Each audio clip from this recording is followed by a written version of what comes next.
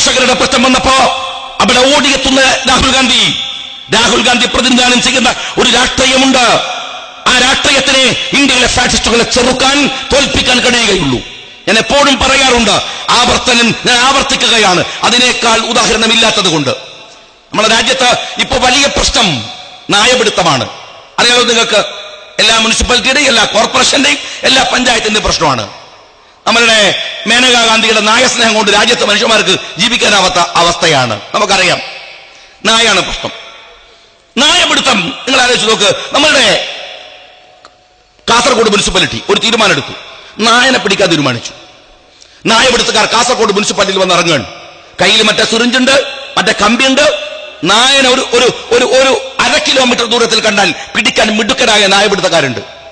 Municipality തീരുമാനം എടുത്തു, നായ പിടിക്കാൻ തീരുമാനിച്ചു, കരാർ കൊടുക്കാൻ തീരുമാനിച്ചു. ഈ വിവരം ഏതോ സഖാവ് നായ്ക്കൾക്ക് ചോർത്തി കൊടുത്തു. നായ്ക്കൾക്കൊക്കെ ഭയങ്കര വിവരം. അപ്പം നായ്ക്കൾ വിവരം അറിഞ്ഞ ഉടനെ നേരെ കാഞ്ഞങ്ങാട്ടേക്ക് പോയി. നായപിടുത്തക്കാരൻ കാസർഗോഡ്, നായ്ക്കളോ കാഞ്ഞങ്ങാട്. പണി നടക്കോ?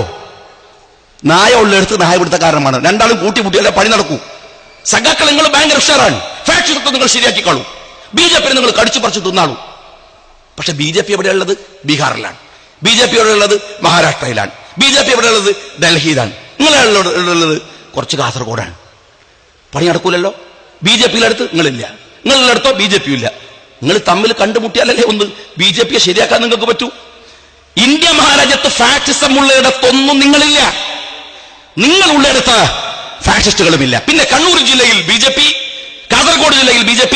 ഞാൻ ചോദിക്കട്ടെ, കണ്ണൂർ ജില്ലയിലും കാസർഗോഡ് ജില്ലയിലും നിങ്ങളുടെ രാഷ്ട്രീയ പ്രവർത്തനത്തിന്റെ കേന്ദ്രമാണെന്ന് നിങ്ങൾ പറയുന്നുവെങ്കിൽ, തിരുവനന്തപുരം നിങ്ങളുടെ രാഷ്ട്രീയ കേന്ദ്രമാണെന്ന് നിങ്ങൾ പറയുന്നുവെങ്കിൽ, അവിടെ BJP ഉണ്ടോ?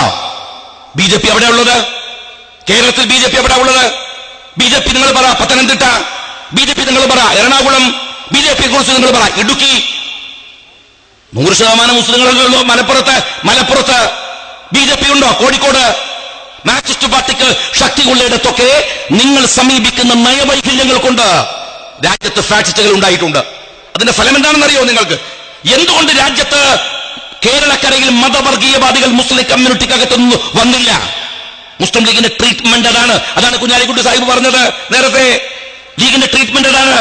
ഞങ്ങൾ മതവർഗീയവാദികൾ മുസ്ലിം സമുദായത്തിനകത്തു നിന്ന് വന്നാൽ സമൂഹത്തിന്റെ മുമ്പിൽ ആദ്യം അവരെ കിളിച്ചു കാണിക്കുക ഞങ്ങളാണ്.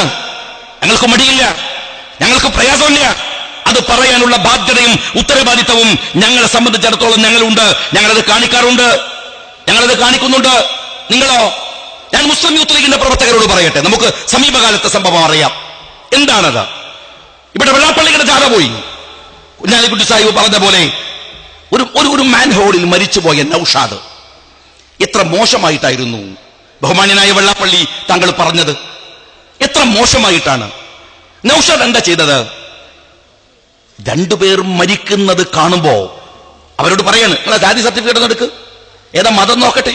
അല്ല, നൌഷാദ് ചാടുകയാണ്, രക്ഷിക്കുകയാണ്. അള്ളാഹുവിന്റെ പ്രവാചകൻ സല്ലല്ലാഹു അലൈഹി വസല്ലം തങ്ങൾ പറഞ്ഞു, നിങ്ങള് പൂച്ചക്ക് അതിനെ പട്ടിണി കിട്ടുകൊന്ന സ്ത്രീ സദ്വൃത്തയാണ്, നമസ്കരിക്കൂ. മനഃപൂർവ്വം പൂച്ചയെ പട്ടിണി കിട്ടുകൊന്ന ആ സ്ത്രീക്ക് നരകമുണ്ട്. ദുർവൃത്തയായ സ്ത്രീ ഒരു പട്ടിക്ക് വെള്ളം കൊടുത്ത ആ സ്ത്രീ, ദാഹിച്ചു വലഞ്ഞ പട്ടിക്ക് വെള്ളം കൊടുത്ത സ്ത്രീ, അവൾക്ക് സ്വർഗമുണ്ട്. നൌഷാദ് വിശ്വാസിയാണെങ്കിൽ, അവന്റെ മനസ്സിനകത്ത് നീയത്തുണ്ടെങ്കിൽ അവന് അള്ളാഹു സ്വർഗം കൊടുക്കുമാറാവട്ടെ. നൌഷാദിന് അത് മതി. കള്ളു കച്ചവടക്കാരനായ വെള്ളാപ്പള്ളിയുടെ സർട്ടിഫിക്കറ്റ് അല്ല നൌഷാദിന് ആവശ്യമുള്ളത്. നൌഷാദിന്റെ മതം എന്തിനാ വിഷയാക്കുന്നത്? അത് നൌഷാദിന്റെ മാത്രം പ്രശ്നമല്ലേ? നൌഷാദ് മുസ്ലിം ആയതുകൊണ്ട് ഈ സമുദായത്തിന് എന്താ അയാൾ മരിച്ചപ്പോഴോ അയാളുടെ നേതൃത്വത്തിനോ വലിയ പ്രശ്നമുള്ളത്? നൌഷാദ് ചെയ്ത നന്മയുടെ ഗുണം നൌഷാദിന്റെ ഉമ്മക്കും വാപ്പക്ക് പോലും പരലോകത്ത് ലഭിക്കില്ല. അതാണ് ഇസ്ലാം. നമ്മൾ ചെയ്യുന്ന കർമ്മങ്ങളാണ് നമ്മളെ പരലോകത്ത് സഹായമായി ഉണ്ടാവുക, മറ്റൊന്നുമല്ല.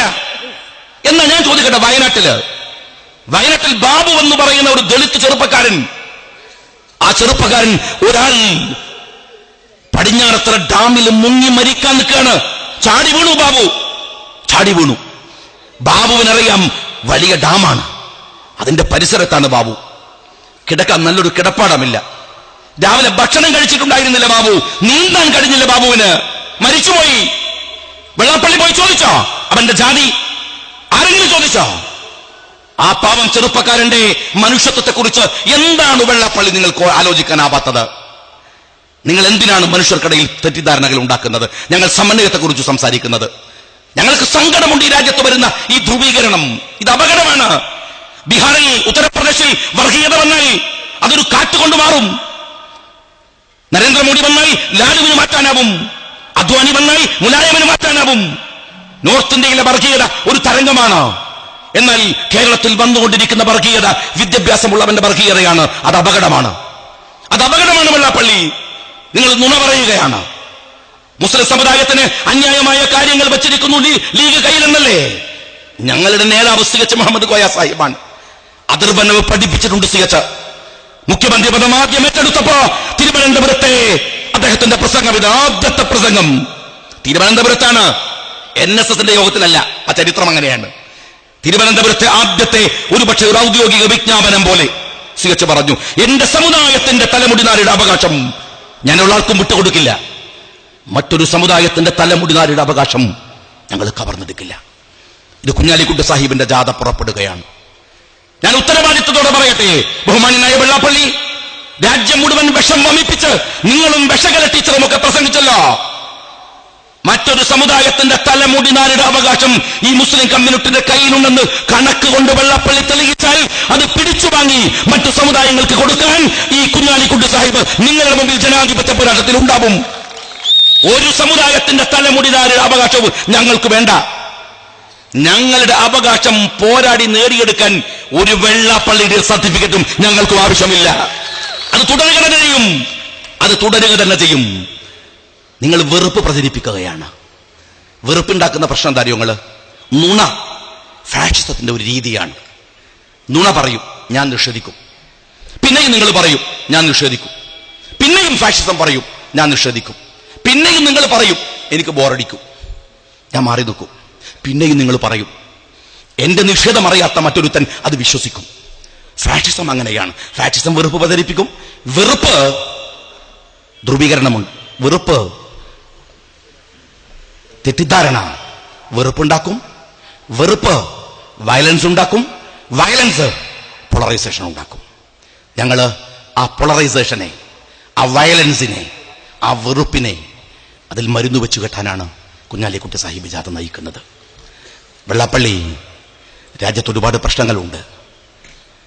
നമ്മളുടെ രാജ്യത്തിലെ പൊതുയിടങ്ങൾ നിങ്ങൾ ആലോചിക്കണം. എത്ര പേർ കഷ്ടപ്പെടുന്നുണ്ട്. ഡോക്ടർ മുനീർ സാഹിബ് ഇവിടെയുണ്ട്. ഇന്ന് രാവിലെ സ്വന്തം ബെഡിൽ നിന്ന് എഴുന്നേറ്റ് ബാത്റൂമിൽ പോകാൻ കഴിയാത്ത 10,000 ചെറുപ്പക്കാർ, 1,00,000-ഓളം 98,000 പേർ